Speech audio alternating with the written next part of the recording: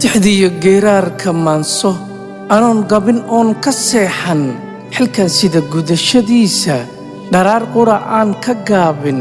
markaan gaaxshoon idhaahdo murtida godolkeeda kaydi gaf baa ii muuqanaya maantana waa uun gaddaase inaan hadlo garashadayda hibada gengiman ka shayda sidii roob wata gufaaco amase guulaamo hoortay ahaysow igu garmaaha caddaaladda lagu gufeeyey godkiyo iilkiyo xabaasha inaan raadshoon u gooho dulmiga la gardaadinaayo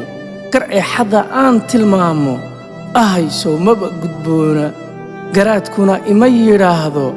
sidii guduntiyo masaarta amase gaaleef tixdaada ku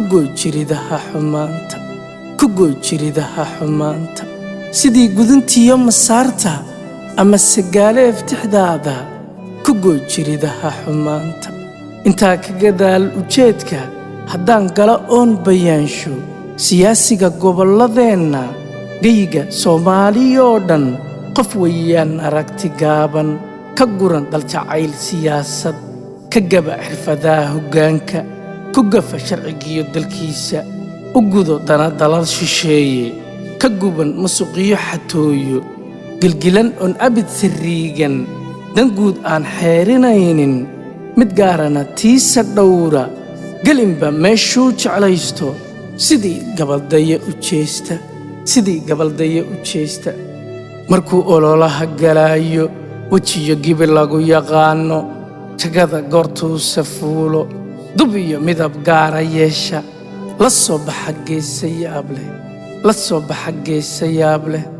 intuusan xil uu guddoomin lamood ruux garasho fiican lamood gu' noo hilaacay lamood sahan ruux ku guura lamood hanad geesi dhiiran lamood gobonnimo uhishe lamood qaran guulo haybsha lamood ruux guda abaalka adse markuu gooluhu doorto dadkuna badi uu u guuxo mashxarad gaaridu dhawaaqdo ragguna uu gumacu tuuro gurboodkuna hees u qaado ducana garcaddaa u miiso ka geesiyo gees dalkeenna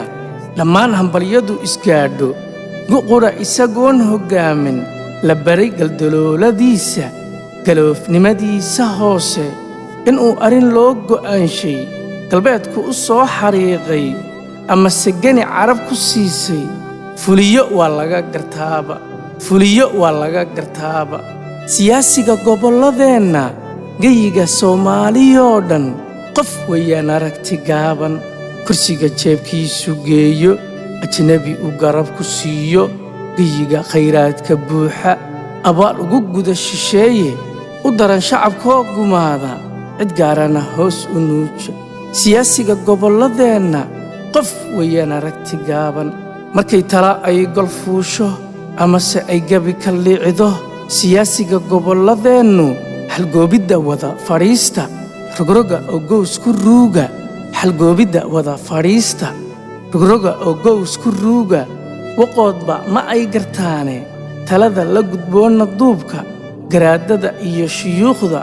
marnaba kama ay guntaane markuu gaal isugu yeedho u goodiso beellixaaddu ilaan gunnaday baxshaane ayay degdeg shirar galaane intaan gurxankood sabaahin gadaafada kala dhex taalla caddaankiyo gaarin beesha khilaaf kama gaabsadaanba sheeko yar oo aan ka maqlay abwaan cabdibaasid axmed waa dambana aan ka maqlay sheekh cabdixayi qisadu waxay ka dhacday gobolka baay nin baa nin dilay deedna waa la shiray reerihii baa isu yimid maalmo ayaa la fadhiyey gartii markay gebagaba marayso mag iyo wax la isla meel dhigay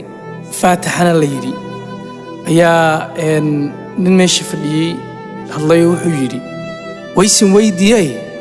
madkeerow maylin dili waxaan idin weydiinayaa maxamed khayr horta maxaa lagu dilay gartii maalmaha loo fadhiyey weye dib baa loogu noqday maalmo kale ayaa la fadhiyey